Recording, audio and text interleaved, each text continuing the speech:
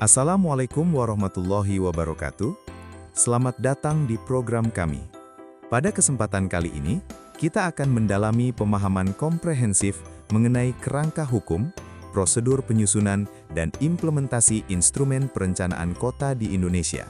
Secara khusus berfokus pada rencana detail tata ruang atau RDTR dalam tata kelola ruang perkotaan. Selama 1 dekade terakhir, kita menyaksikan pergeseran paradigma yang masif dalam tata kelola ruang perkotaan di Indonesia. RDTR kini bertransformasi, tidak lagi sekedar menjadi dokumen peta statis, melainkan telah menjadi mesin penggerak iklim investasi dan penjamin kepastian hukum. Perubahan instrumen kebijakan ini merupakan respons strategis terhadap kebutuhan esensial kita hari ini, mengakselerasi pertumbuhan ekonomi, sembari menjaga keseimbangan lingkungan buatan yang berkelanjutan. Mari kita letakkan fondasi dasarnya.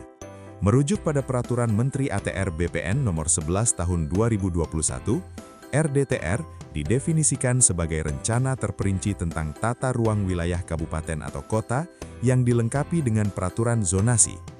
Perlu ditekankan, kedudukan RDTR di sini adalah penjabaran operasional yang siap diaplikasikan langsung ke lapangan. Ia bukanlah sekedar turunan administratif pelengkap. Perbedaan paling fundamental antara RDTR dan instrumen di atasnya, yakni Rencana Tata Ruang Wilayah atau RTRW, terletak pada ketelitian peta. Jika RTRW menggunakan skala 1:50.000 atau 25.000, RDTR menuntut skala 1:5.000. Implikasinya sangat signifikan. Dengan skala ini, perencana memiliki kemampuan visual untuk melihat bentuk persil tanah secara detail, jejak bangunan, sebaran tiang utilitas, hingga batas peruntukan lahan pada level rukun warga. Dalam hierarki perencanaan tata ruang nasional, RDTR menempati posisi strategis sebagai ujung tombak pelaksana regulasi. Dari payung kebijakan tingkat nasional, turun ke pulau, provinsi, kabupaten atau kota, hingga akhirnya bermuara pada RDTR. RDTR lah rencana rinci yang secara aktual mengendalikan perubahan wujud fisik ruang sehari-hari di lapangan. Memasuki tahap penetapan, kita mengenal konsep wilayah perencanaan atau WP dan subwilayah perencanaan atau SWP. Penting untuk dicatat bahwa deliniasi ini tidak selalu kaku merujuk pada batas administratif desa atau kecamatan. Penetapan batas RDTR memiliki fleksibilitas fungsional. Sebagai contoh, sebuah kawasan koridor perindustrian dapat melintasi beberapa desa, atau sebuah kawasan lindung sempadan danau dapat mencakup beberapa kecamatan demi menjaga keutuhan fungsinya. Sebagai alat kendali mutu pemanfaatan ruang, RDTR berfungsi secara presisi. Ia mengontrol jenis kegiatan apa yang boleh beroperasi pada suatu blok lahan, menetapkan presentase ruang terbuka untuk resapan air, hingga membatasi ketinggian maksimal bangunan. Tujuannya sangat jelas, mencegah degradasi ruang akibat pembangunan yang serampangan dan memastikan kapasitas daya dukung lingkungan tidak melampaui bebannya.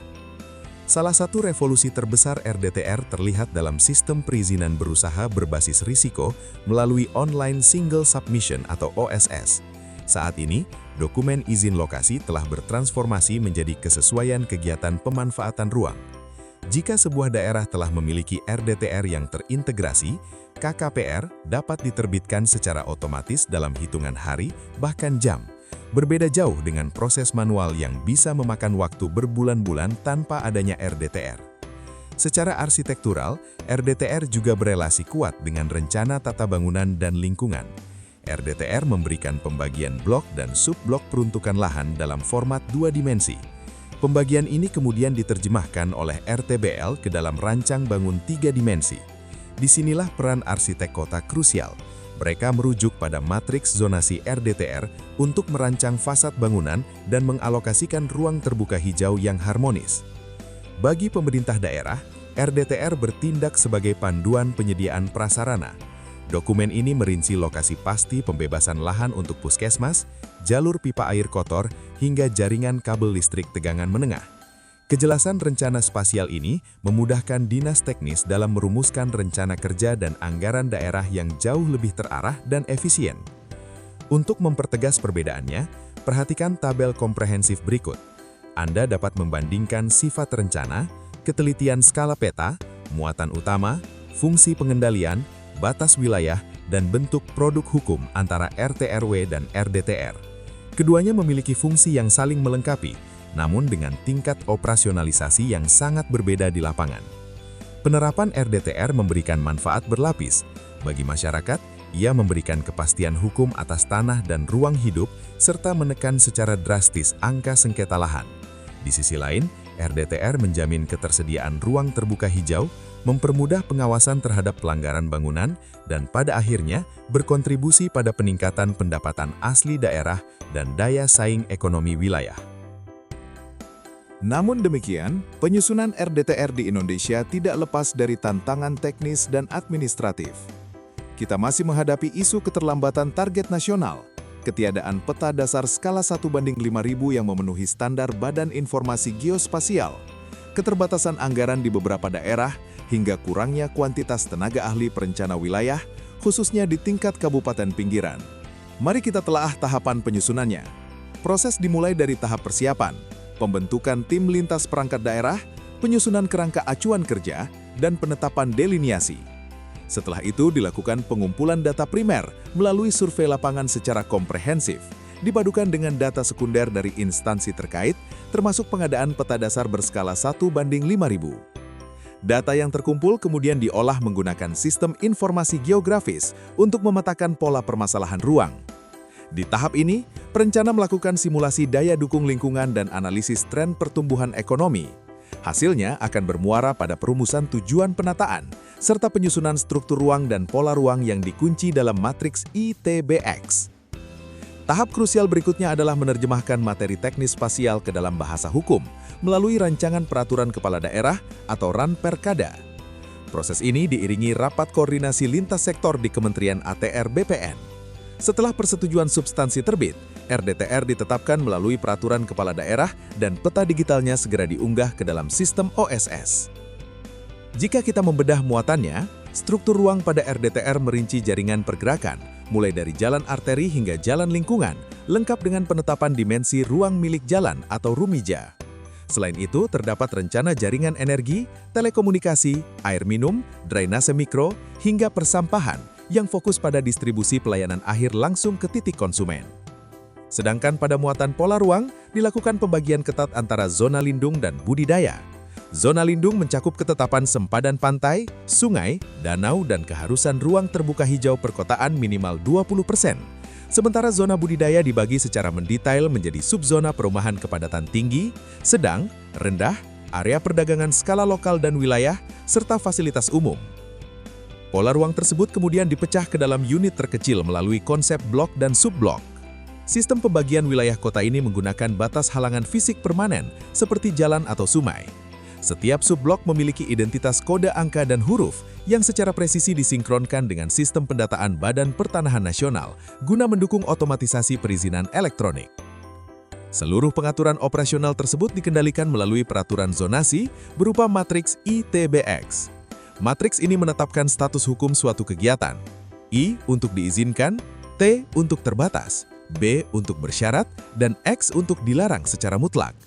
Penerapan matriks ini memastikan kesesuaian jenis kegiatan dengan subzona peruntukan yang ada.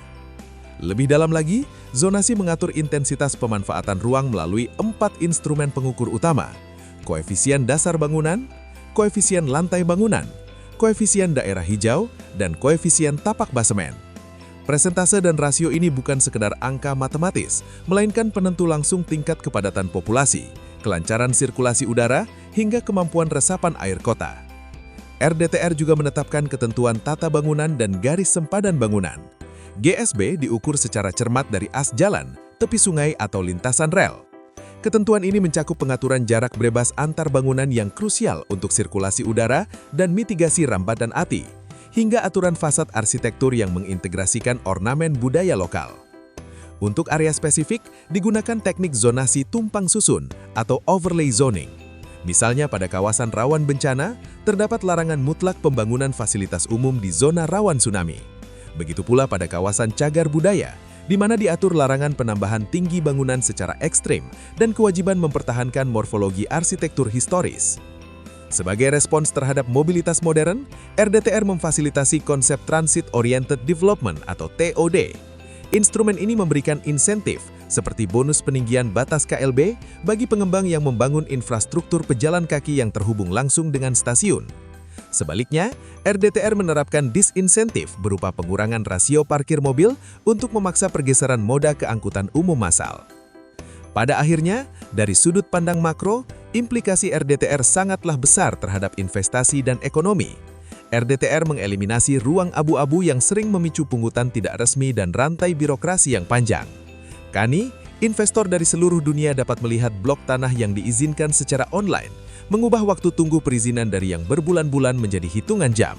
Ini adalah lompatan daya saing nasional kita. Sebagai kesimpulan, RDTR telah bertransformasi, bukan lagi sekedar syarat administratif pelengkap instansi, melainkan instrumen kunci yang menentukan nasib kebangkitan ekonomi dan pelestarian daya dukung alam perkotaan kita. RDTR adalah wujud perjanjian tertulis dan terperinci antara negara, masyarakat, dan investor dalam berbagi ruang hidup secara adil dan berkelanjutan. Demikian pemaparan komprehensif mengenai rencana detail tata ruang. Semoga pemahaman ini menjadi bekal berharga dalam mewujudkan tata kelola kota yang lebih baik di masa depan. Jangan lupa untuk like dan subscribe untuk terus mendukung channel belajar ini. Terima kasih atas atensi Anda. Wassalamualaikum warahmatullahi wabarakatuh.